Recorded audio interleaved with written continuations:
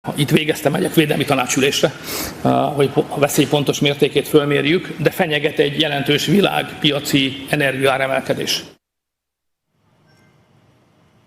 Menteri Koordinator Bidang Perekonomian Airlangga Hartarto menanggapi kenaikan harga minyak mentah global yang melonjak tajam seiring perang antara AS Israel dan Iran yang menyebabkan Selat Hormuz ditutup. Airlangga bilang setiap ketegangan di kawasan itu hampir pasti berdampak pada pasokan minyak global.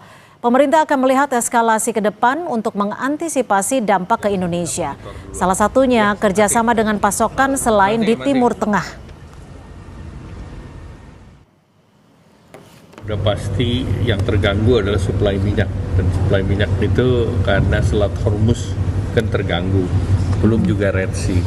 Jadi kita lihat berapa jauh pertempuran ini akan terus berlangsung. Ya kan pemerintah sudah punya MOU untuk mendapatkan supply dari non Middle East.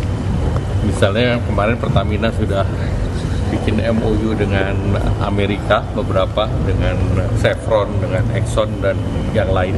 Turut melirik Rusia nggak Pak? Apa? Turut melirik minyak Rusia nggak? Ya tentu kita monitor mana yang tersedia dan mana yang bisa import. Iran menutup Selat Hormuz yang merupakan jalur vital transit minyak global usai diserang Israel. Penutupan Selat Hormuz dilakukan pada Sabtu 28 Februari sebagai aksi balasan Iran terhadap serangan militer gabungan AS Israel. Selat Hormuz merupakan penghubung Teluk Persia ke Teluk Oman dan penutupan akan mengganggu pasar energi global.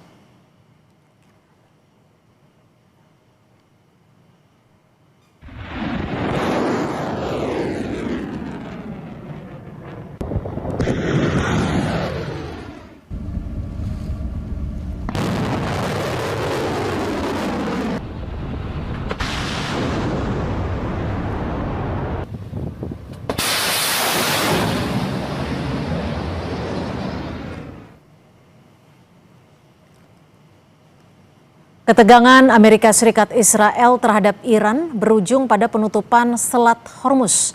Ini merupakan jalur utama minyak dunia. Dan memang Selat Hormuz yang ditutup oleh Iran ini menjadi dampak tersendiri bagi sejumlah negara terkait dengan pasokan minyak.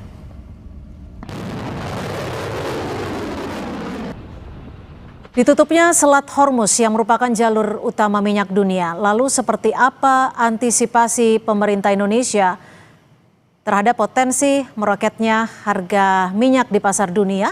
Kita akan bahas bersama juru bicara Kementerian ESDM Dwi Anggia. Selamat petang Mbak Anggia, terima kasih sudah bergabung bersama kami di Kompas Petang.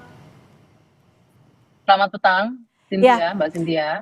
Mbak Anggia, kalau kita melihat ketegangan yang ada di Timur Tengah dan juga ditutupnya Selat Hormuz yang saat ini sudah diberlakukan oleh Iran, sebenarnya seberapa besar ketergantungan Indonesia terhadap pasokan energi yang melewati Selat Hormuz ini?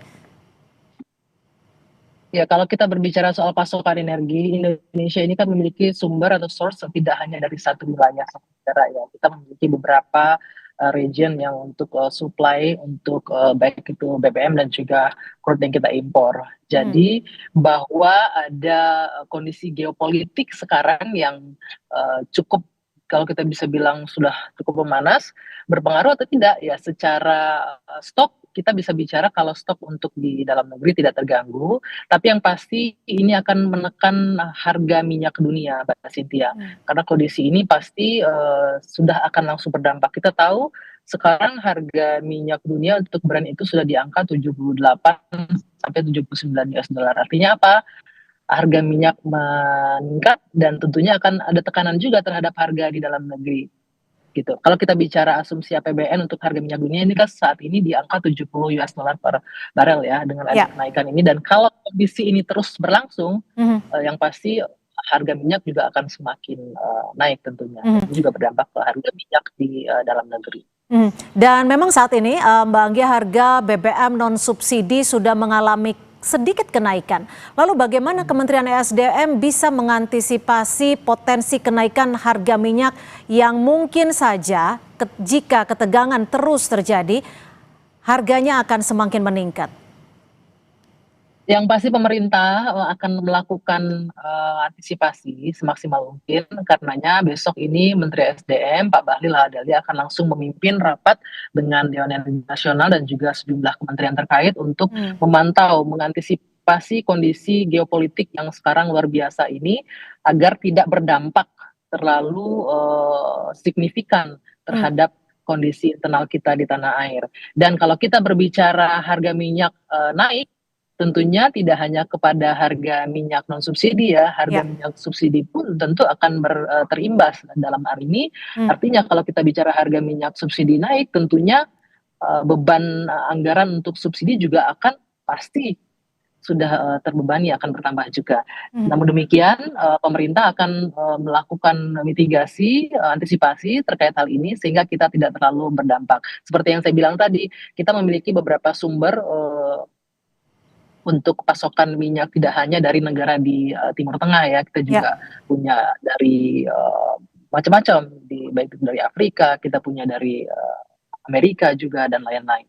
Oke, jika nanti sumbernya tidak berasal dari Timur Tengah dan tidak melewati Selat Hormuz, apakah ini juga akan meningkatkan harga? Mengingat jalur yang akan semakin jauh, tentunya harga minyak yang dijual akan semakin mengalami pelonjakan cukup ekstrim.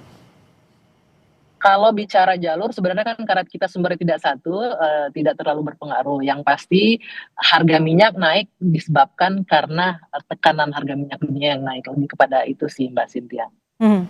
Mbak Anggia, ini sekedar antisipasi. Presiden Trump menyebutkan bahwa serangan akan berlangsung kurang lebih sekitar 4 pekan.